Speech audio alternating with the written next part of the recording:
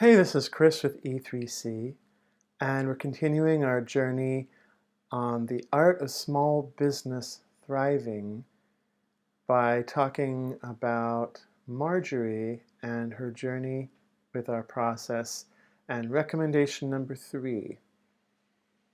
And today's recommendation is really a broad one about reassuring her that the process can evolve over time and she can take it step by step and doesn't have to make it this binary thing and lose her balance. Now, just to recap, Marjorie is this creative gardener that kind of got stuck in a generic gardening business that's almost a victim of its own success, and we're trying to help her liberate the inner creative, in this case, from this business. Step 1 was to connect with her vision. Step 2 was to notice the evidence of what's really working for her and for her customers.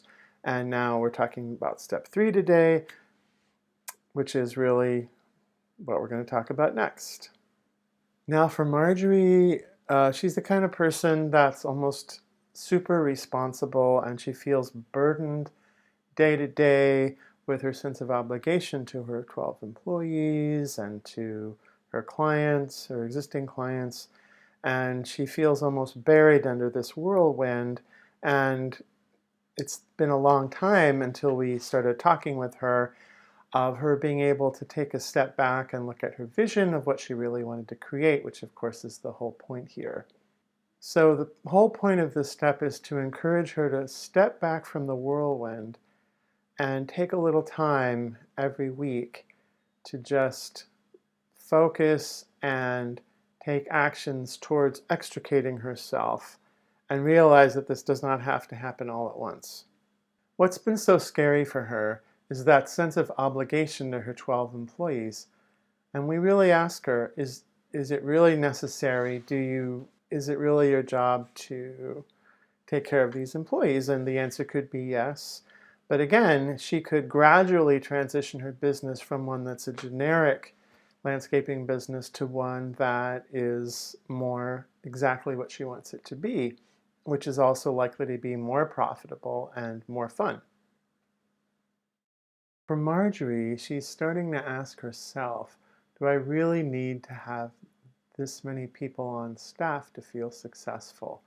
I'm realizing that no, maybe I don't need to. I could have a smaller staff and I don't need to, make their lives my responsibility necessarily, although she's a very kind person.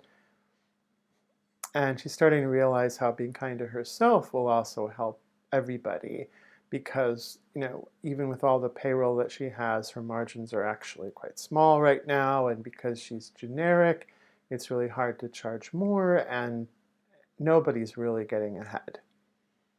The other thing is she's recognizing that she can take a few steps at a time, and Rome isn't built in a day, and little by little start transitioning into this vision that she wants to create. So let's apply this to you. Are there ways you could turn your business into a more deliberate, specific, and unique version of itself? What if you knew you did not have to do it all at once? What if you could even gasp, get help? Help is available. But in any case, you can make this transition a little bit at a time, right? And just remember, starting out with a more clear vision, the first video in this series, and noticing what's really working already, the second, are already moving you down this path. Now you might just want to think about taking a little bit of time out each week. You could join a mastermind group if that helps, or find a buddy or a coach, but find a way to step out of your personal whirlwind every week and begin to craft the more deliberate vision of your business. I hope this video has helped you. If you'd like to see more from us, click subscribe and let us know in the comments what you think about it and what you liked, what you didn't like, and I'll see you in the next video.